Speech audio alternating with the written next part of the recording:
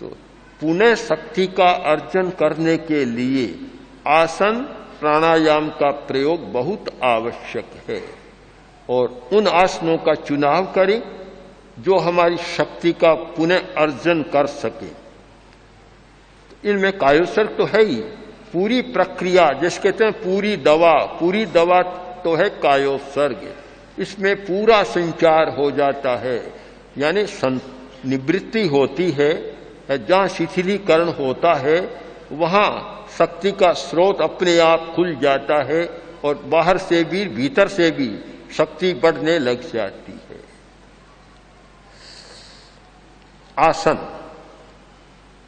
आसन वे आसन जो हमारे अवयवों को शक्ति देते हैं। आसन दो प्रकार के होते हैं।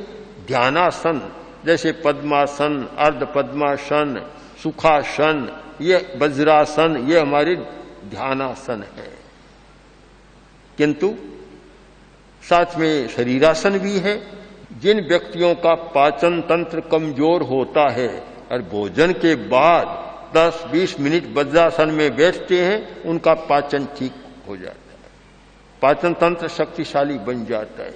और भी आसन है, घुटनों में दर्द है, ताड़ासन का प्रयोग करें, ताड़ासन, तो घुटने के दर्द में भी सुविधा होती है। लीवर का भी आसन है, लीवर के लिए भी आसन, तिल्ली के लिए भी आसन, गुर्दे के लिए भी आसन, आंतों के लिए आसन। एक एक अवयव के लिए आसनों का निर्धारण किया गया है।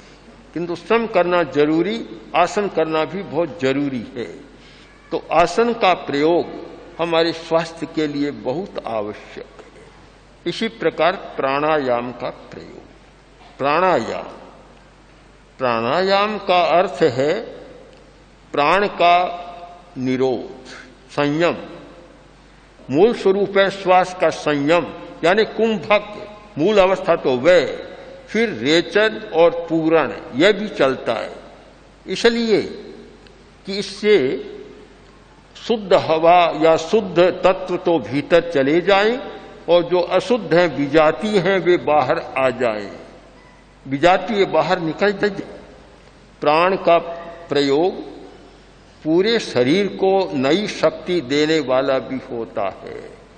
एक बीमार आदमी कमजोरी का अनुभव कर रहा है, यदि कोई सम्यक प्रयोग कराने वाला हो, प्राणायाम का प्रयोग कराए, तो 10-20 मिनट में उसे अनुभव होगा कि मेरी प्राण शक्ति कितनी बढ़ गई है और कितना मैं तरोताजा हो गया हूं। तो स्वास्थ्य के लिए एक और है औषधोपचार, दूसरी ओर योगोपचार, योग का उपचार या ध्यान का उपचार।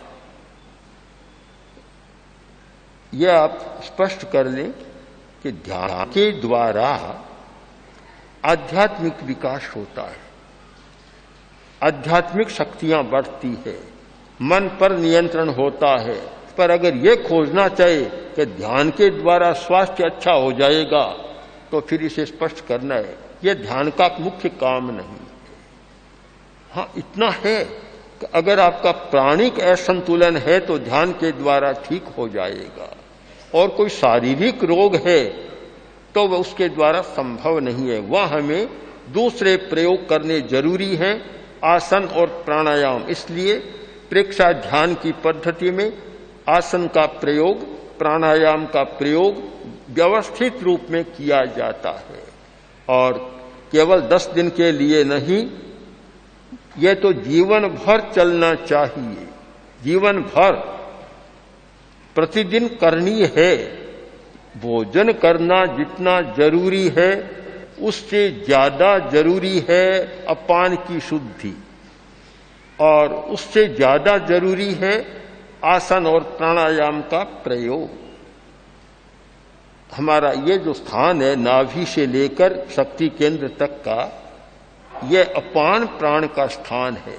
जिसका यह शुद्ध नहीं है वह बीमार बना रहेगा, दिमाग भी कमजोर रहेगा, बीमार बना रहेगा, बेचैन भी होगा, डिप्रेशन भी होगा, सब रहेगा। क्योंकि यह स्थान मूल शक्ति देने वाला है और वह शुद्ध नहीं है, सबसे ज्यादा ध्यान देना कि यह स्थान हमारा शुद्ध रहे, और उस खान पान पर भी फिर ध्यान देना जरूरी होता है। खान पान कि जिससे यह स्थान विकृत न बने। प्रेक्षा ध्यान कोई ध्यान की पद्धति नहीं है। ध्यान के साथ जप का भी प्रयोग है, मंत्रों का भी प्रयोग है, संकल्प शक्ति का भी प्रयोग है, आसन प्राणायाम का प्रयोग है। इसीलिए मैंने एक दिन कहा था कि प्रेक्षा ध्यान की पद्धति केवल ध्यान की नहीं, यह जीवन, पूरा जीवन का दर्शन है। ध्वनि के प्रकंपन, संकल्प शक्ति और ध्वनि के प्रकंपन बहुत काम करते। अनेक प्रयोग किए, मंत्रों का प्रयोग।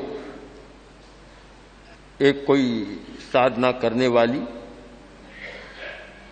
जो अब तो साध्वी बन गई, मुमुक्षु थी, एक दिन हमारे पास आकर बोली कि लीवर बहुत खराब, डॉक्टरों का उपचार करा लिया, वैद्यों का करा लिया, फिर भी ठीक नहीं हो रहा, परेशानी। तब हमने कहा तुम लीवर पर और स्प्लीन, तिल्ली दोनों पर रूम का प्रयोग करो। ये प्रसिद्ध जैन विधा के मंत्र हैं, राम रींग रूम रोम रे, और जाए तो राम रींग रूम रईंग रोम रे।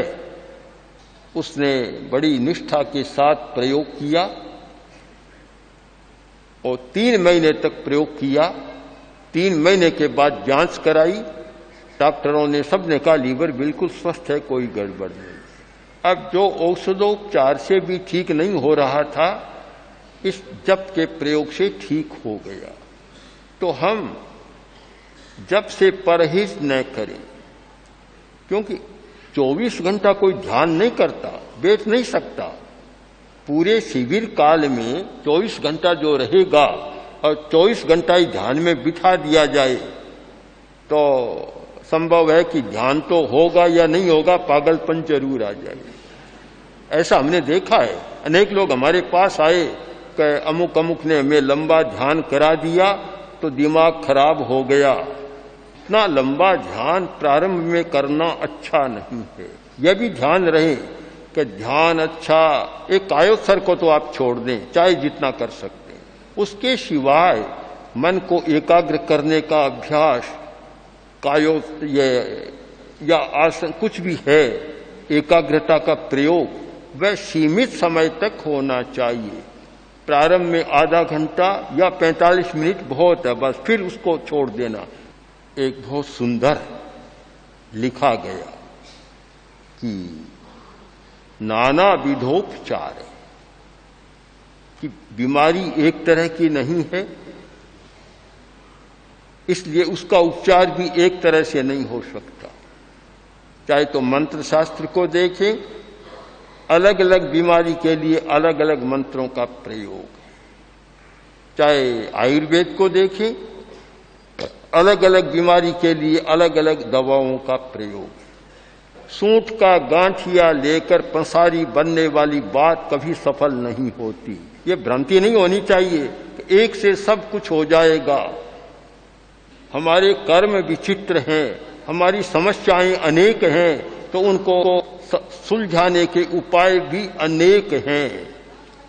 जो बात ध्यान से नहीं हो सकती वह आसन से हो सकती है, जो आसन से नहीं हो सकती वह प्राणायाम से हो सकती है। जो बात ध्यान, आसन और प्राणायाम से नहीं हो सकती वह जप के द्वारा मंत्र प्रयोग से हो सकती है।